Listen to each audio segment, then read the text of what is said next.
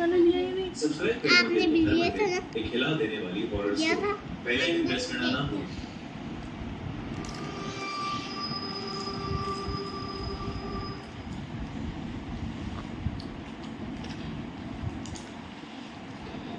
God thinks there, यानी भगवान के इसमें कीड़े हैं। खत्म होता है। यही लिखा था एबी के काटा मोनेस्ट्री के उस खौफनाक दरवाजे पर, जिसके सामने 2 नन्स खड़ी थी। उनके पास अंदर जाने के अलावा कोई चारा नहीं था। एक नन ने दूसरी से कहा, आज हमें अपनी लाइफ सैक्रिफाइस करनी ही होगी, वरना इस दुनिया में कोई भी जिंदा नहीं बचेगा। उन दोनों ने उस दरवाजे को खोला और काटा मोनेस्ट्री के अंदर चली गई। वहां उनका इंतजार एक भयानक दिखने वाली नन कर रही थी, जिसका नाम वैलिक था। वैलिक ने एक नन पर हमला करके उसे वहीं मार दिया। मरते मरते उस नन ने दूसरी नन को एक चाबी दी और कहा कि उसे ही ये करना होगा। दूसरी नन ने वो चाबी ली और किसी चीज की तरफ भागी, लेकिन इससे पहले कि वो कुछ कर पाती, वैलिक उस पर भी हमला करने लगी। लेकिन वो वहां से भाग गई और इससे पहले कि वैलिक उस तक पहुंचती, उसने फांसी लगाकर खुद को मार डाला। जब इन दोनों नन्स के मरने की खबर रोमानिया के प्रीस्ट के पास पहुंची, तो उसने बातों की तहकीकात करने की सोची और वो अपने साथ एरिन नाम की एबी आ गई, जहां वो दोनों नन्स मारी गई। सिस्टर एरिन के पास एक खास ताकत है। उन्हें बहुत से विजन्स आते थे, जिसकी मदद से वो किसी अनहोनी को पहले ही देख लेती थी। वो कभी कभी आत्माओं को भी देख पाती थी और इसलिए उस प्रीस्ट ने सिस्टर एरिन को अपने साथ आने के लिए चुना था। वो प्रीस्ट और सिस्टर रात के समय एबी के पूरे काटा मोनेस्ट्री की छानबीन कर रहे थे। जैसे ही वो मोनेस्ट्री में घुसे, उन्हें काफी अनईजी सा महसूस होने लगा। अचानक उस पुराने खंडर में वे सफेद लिबास में कुछ मॉन्स की प्रोजेक्शंस इधर से उधर जाते हुए दिखी। वो थोड़ा आगे गए तो वहां ऑब्जेक्ट्स अपने आप इधर से उधर हो रहे थे। ये देख के उन दोनों को समझ आ गया कि जरूर इस जगह पर शैतानी साया है। तभी एक कोने में उस प्रीस्ट को वो नन दिखी जिसने फांसी लगाकर खुद को मार डाला। उसकी गर्दन टूटी हुई थी और उसका मुंह आधा सर चुका था। अचानक उस नन ने अपनी आंखें खोली और उस प्रीस्ट पर हमला करके उसे एक कॉफिन में कैद कर दिया। दूसरी तरफ सिस्टर एनी एबी के काटा मोनेस्ट्री में रह लगी एक नन से टकरा गई। उससे बात करने पर मालूम हुआ कि बहुत समय पहले वहां पर एक एक्सोर्सिज्म किया गया, जिसके दौरान हमारी दुनिया में एक पोर्टल खुल गया था। उसी पोर्टल की मदद से कुछ शैतानी आत्माएं हमारी दुनिया में आने लगी थी। वैलिक नाम की एक शैतानी आत्मा भी उसी पोर्टल के जरिए इस दुनिया में आई थी। कहते हैं कि वैलिक बहुत ज्यादा खतरनाक है और जो कोई भगवान की पूजा करता है वो इंसान को जिंदा नहीं छोड़ेगी। पहले बेड से फिनिश करो। बेड से जितने लेने ले लो। पूछा कि वो किस तरह वैलिक बस को सादे नहीं कर वैसे जो ढूंढ गया तो उसे सिर्फ जीसस क्राइस्ट के खून से मारा जा सकता है। उनका खून एक एंटी वेलिक में बंद है मम्मा के लिए भी वो और चाहते उस वेलिक को सिर्फ एक चाबी से खोला जा सकता है। उस नन ने बहुत डरते हुए सिस्टर एरीन को वो चाबी दे दी। सिस्टर एरीन ने जैसे ही वो चाबी अपने हाथ में ली, तभी उन्होंने कुछ नेगेटिव एनर्जी महसूस की। उन्हें घुटन होने लगी और उनकी आंखों के सामने एक कॉफिन का विजन आया। वो समझ गए कि प्रीस्ट किसी मुसीबत में है और वो उन्हें बचाने के लिए भागी। वो अपने विजन की हेल्प से उस कॉफिन तक पहुंच गई। उस कॉफिन के अंदर बहुत से सांप थे जो प्रीस्ट को अंदर से खींच रहे थे।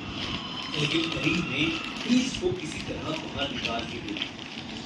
जैसे ही प्रीस्ट बाहर निकले, सिस्टर करीम ने देखा उन सारे सांपों के बीच बैलेट बैठी हुई थी, जो कि प्रीस्ट को बाहर नहीं जाने दे रही थी। उससे पहले कि वो कुछ समझ पाते, बैलेट अचानक से गायब हो गई। सिस्टर करीम ने प्रीस्ट को वो चाबी दी और उन्हें बताया कि बैलेट को कैसे खत्म किया जा सकता है। प्रीस्ट ने पूछा, उसे ये सब कैसे पता लगा? सिस्टर करीम ने कहा कि एबी की कार्टा मॉन्स्ट्री में रहने वाली एक नन है, उसे ये सब पता है। इस पर प्रीस्ट ने कहा कि कार्टा मॉन्स्ट्री में तो कोई भी नहीं रहता, वो तो पूरी तरह से उजड़ा हुआ है। ये बहुत मजा सिस्टर आया करीम है सुनकर और इधर बहुत देख चौंक रहे हैं। गई। इसका मतलब ये चाबी खा लिया हमने तो वो भी एक आत्मा ही थी, जो बैलेट को हराने के लिए उनकी मदद कर रही थी। प्रीस्ट ने उस चाबी की मदद से कुछ मंत्र पढ़े, जिससे उन्हें पता लग गया कि वो एंटी गाइस और हम ये मूवियाँ देख रहे हैं, हमें खूनी मंडी भी देख रहे हैं, खूनी मंडे भी देख रहे हैं। गाइस खूनी मंडे बहुत अच्छी हॉरर वीडियोस बनाते हैं, तो गाइस हम उनकी हमेशा वीडियोस देखते रहते हैं। तो गाइस अब ये आप भी देख ओ शिट गाइस, जैसे ही वो अंदर घुसे, बैलेट ने प्रीस्ट को पकड़ लिया।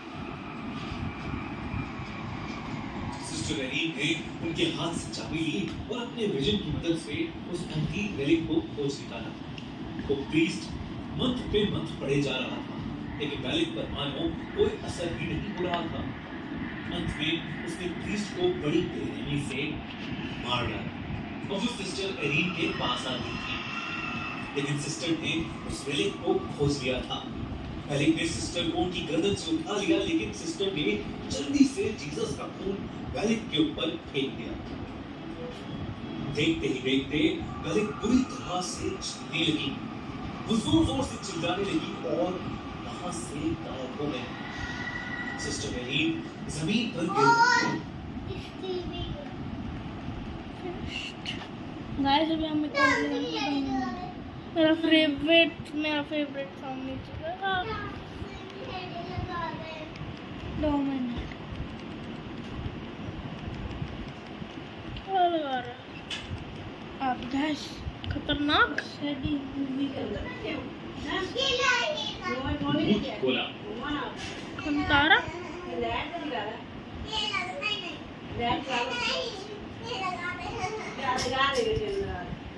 भूत खोला। दादे सुबह से गाड़ी चलाता हुआ काफी थक गया था और अपने गांव से कुछ 30 किलोमीटर दूर ही था जब वो एक दूसरे गांव से गुजर रहा था। उस गांव से गुजरते हुए उसने देखा कि सारे गांव के लोग एक जगह जमा थे और उस जगह से किसी के चिल्लाने की और ढोल बजाने की बहुत तेज आवाज आ रही थी। दाते जो मैंगलोर शहर में पला बड़ा था और कुछ जिले में बसे अपने गांव में पहली बार जा रहा था। गांव में उनकी कुछ टहनी जमीन थी जिसे दाते के पिता बेचना नहीं चाहते थे, पर अपने पिता के गुजरने के बाद दाते अपनी कुछ टहनी खेत और जमीन एक होटल कंपनी को बेचने के लिए अपने गांव जा रहा था। उसकी गाड़ी जैसे तैसे अलग अलग गांव के बीच से जा रही थी और उसको वही ढोल और चीखने की आवाजें हर जगह सुनाई दे रही थी और उन जश्नों में जलती हुई मशालों से रात भी जगमगा उठती थी। वो ये सब अपनी जिंदगी में पहली बार देख रहा था। सब कुछ देखते देखते जब वो अपने गांव के घर में पहुंचा तो उसने देखा कि वो गांव भी बाकी गांव की तरह सजा हुआ था, पर वहां अभी कोई जश्न नहीं हो रहा था। जब उसने अपने घर का ध्यान रखने वाले काका से पूछा कि ये सजावट किस लिए है, तो उन्होंने उसे बताया कि गांव में अगले दिन भूत कोला होने वाला है। दाते काका उसे भूत कोला के बारे में बताने लगे, लेकिन उनकी बात बहुत हो गई थी और दाते बहुत थका हुआ भी था। वो अपने काका की बात सुनने से पहले ही सो गए। बता रहे ना। अगले दिन होटल वाले उसके घर आए। होटल वालों को अपनी जमीन दिखाने के बाद उन्हें विदा किया। वो शाम को प्रॉपर्टी के पेपर्स पर साइन कर ही रहा था जब उसे फिर से वही ढोल और चिल्लाने की आवाजें आने लगी। दाते ने जब अपने कमरे की खिड़की से बाहर देखा तो उसे कुछ अजब सा ही मालूम था। दाते गांव के उस जश्न को देखने के लिए पेपर्स को वहीं घर में छोड़कर बाहर चला गया। जश्न की जगह पर उसे ढेर सारे लोग एक ही जगह पर जमा हुए दिखे और वही ढोल की आवाज उसे और जोरों शोरों से सुनाई दी।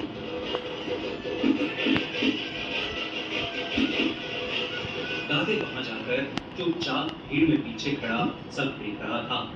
जब उसे देखा कि रंग बिरंगे कपड़ों में एक आदमी उसकी तरफ पीट करे भीड़ के बीचों बीच कांप रहा था और एक अजीब सा डांस कर रहा था और सब लोग उसी के सामने हाथ जोड़े उससे अलग अलग चीजें पूछ रहे थे।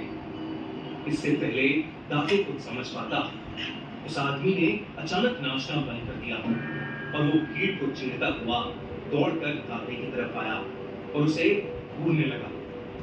दाते उस आदमी को इतनी पास से देखकर बुरी तरह घबरा गया।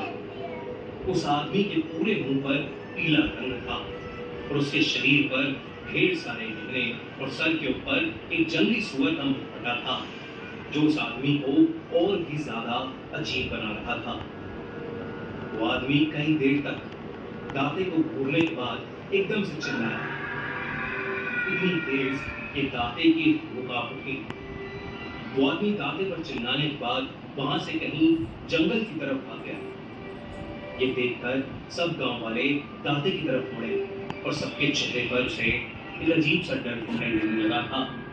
सब लोग दाते को चेतावनी देने लगे कि उसके साथ कुछ बुरा होने वाला है और उसे अब अपना हर एक कदम संभाल कर उठाना चाहिए। दाते इस सब को गांव वालों की बकवास और अंधविश्वास समझकर हंसने लगा और वापस अपने घर चला गया। दाते अपने घर पहुंचा ही था कि उसके काका उसके पीछे भागते हुए घर आकर घबराए हुए उसे सब समझाने लगे।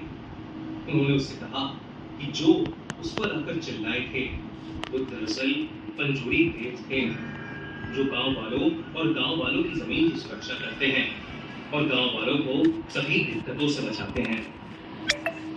वो हर साल भूत कोला के समय आते हैं और लोगों की सारी समस्याओं को हल करते हैं और उन्हीं के आने की खुशी में हर साल ये जश्न मनाया जाता है। दाते के काका ने उसे बताया कि पंजूरी देव का दाते पर ऐसे चिल्लाने का मतलब यही था कि जो जमीन दाते बेच रहा था पंजूरी देव उसको बेचने के खिलाफ था। दाते इन सब को सुनकर और जोर से हंसने लगा। उसके काका उसे समझाने लगे कि अगर उसने पंजूरी देव की बात नहीं मानी तो उसकी जान को खतरा भी हो सकता है। इस पर दाते अपने कमरे में पड़े हुए प्रॉपर्टी के पेपर्स बुलाकर उन्हें साइन कर हंसता हुआ सोने चला गया। उस रात दाते आराम की नींद सो रहा था जब देर रात को उसकी नींद एक आवाज